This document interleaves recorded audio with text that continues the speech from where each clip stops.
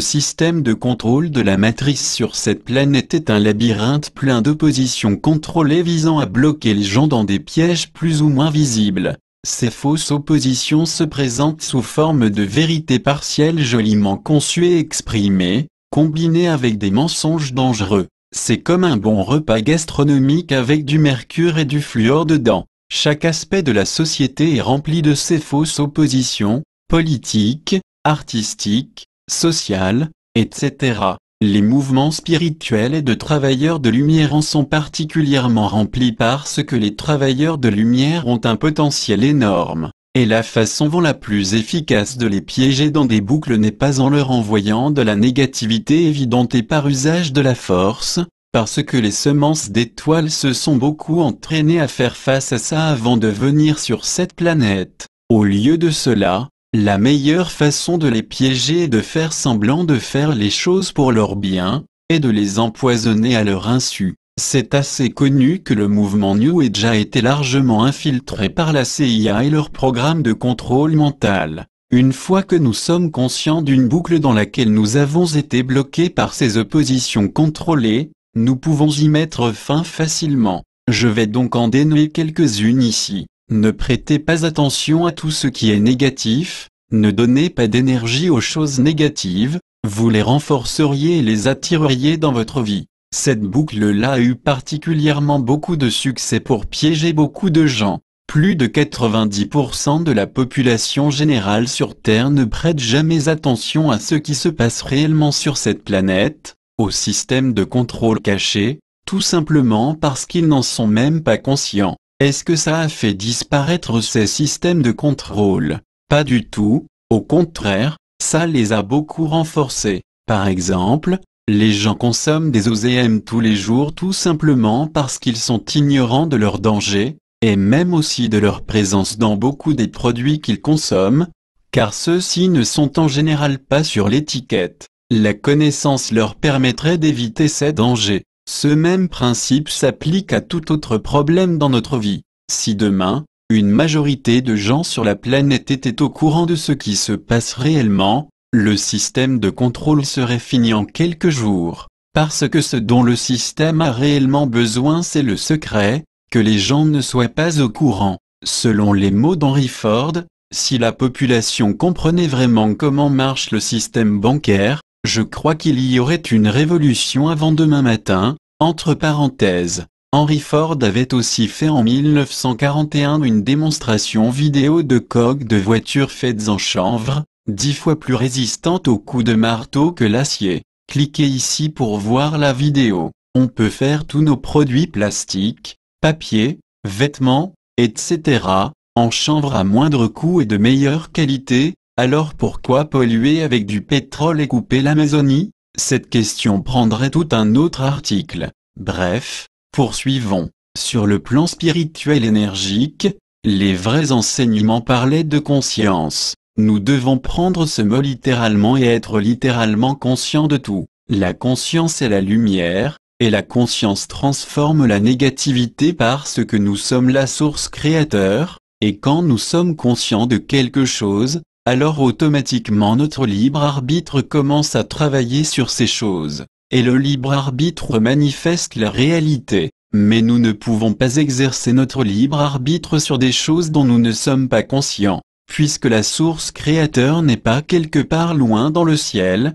mais nous sommes vraiment la source créateur. Notre libre arbitre est censé être la manifestation de la volonté divine de la source dans notre réalité. Ce qui peut se produire seulement une fois que nous sommes vraiment conscients. Cela inclut aussi être conscient des solutions. Ce principe s'applique non seulement à l'échelle planétaire, mais aussi sur le plan personnel. Beaucoup de travailleurs de lumière ont appliqué l'idée de « ne donnez pas votre attention à quelque chose », et cette chose disparaîtra à leur développement personnel, ce qui les coince gravement, même s'ils n'en sont pas conscients. Les fausses oppositions créent souvent des cages dorées, parce que nier les choses ne fait que bloquer la circulation de la conscience lumière. Si vous avez une pièce sombre dans votre maison, vous devrez apporter la bougie à l'intérieur même cette pièce. S'il y a une pièce sombre dans le psyché de quelqu'un, l'énergie dans cette pièce sera déconnectée de la conscience lumière source,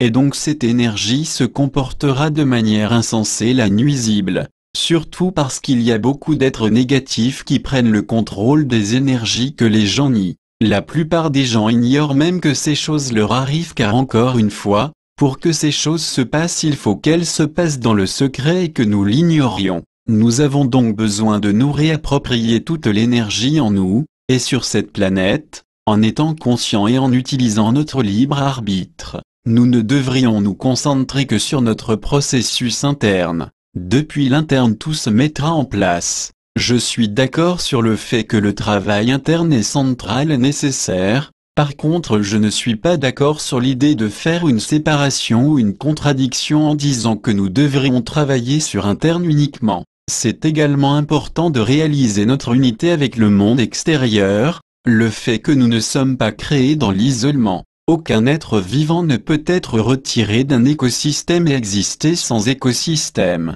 Nous sommes un avec notre écosystème, pas seulement l'écosystème planétaire mais aussi les écosystèmes galactiques et universels, et nous devons réellement recevoir de ces écosystèmes, de l'extérieur, à tous les niveaux, physique, mental, émotionnel et spirituel.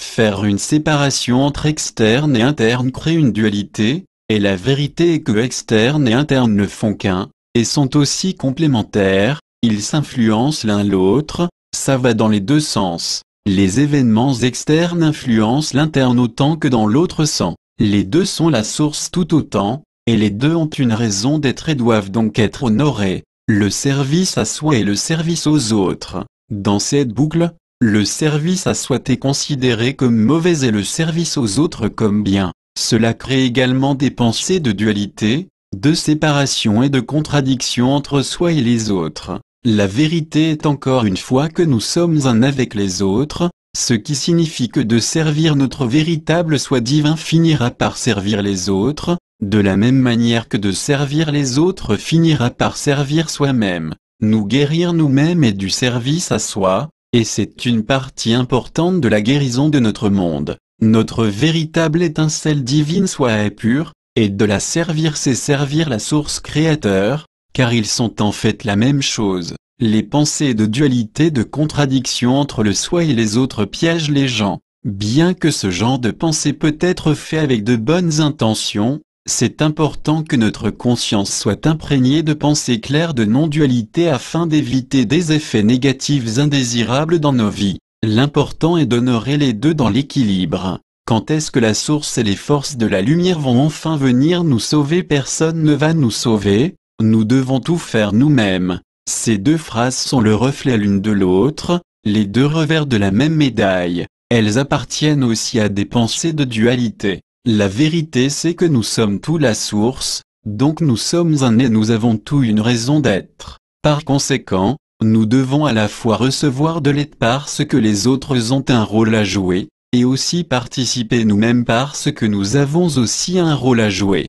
Et bien sûr il y a une des plus grandes boucles de tous les temps, les lois du karma, que j'ai déjà abordé dans cet article précédent. http://pfsevenement.blogpo.com/2015/la-contingence.html. Je vais ajouter ici que les lois du karma sont le reflet énergique du système financier de la dette sur le plan physique. Ils sont une seule et même chose, et ils viennent de fausses idées de manque artificiel. Ils affirment essentiellement que les mauvaises choses doivent être repayées et que les bonnes choses doivent être méritées, ce qui n'est pas vrai du tout. La vraie nature de la source créateur ne contient pas le mal, c'est l'amour et la bonté pure, et le pardon en abondance illimitée. Par conséquent, quand il y a une connexion avec la source, les solutions aux mauvaises choses sont librement données sans avoir besoin d'être méritées ou payées,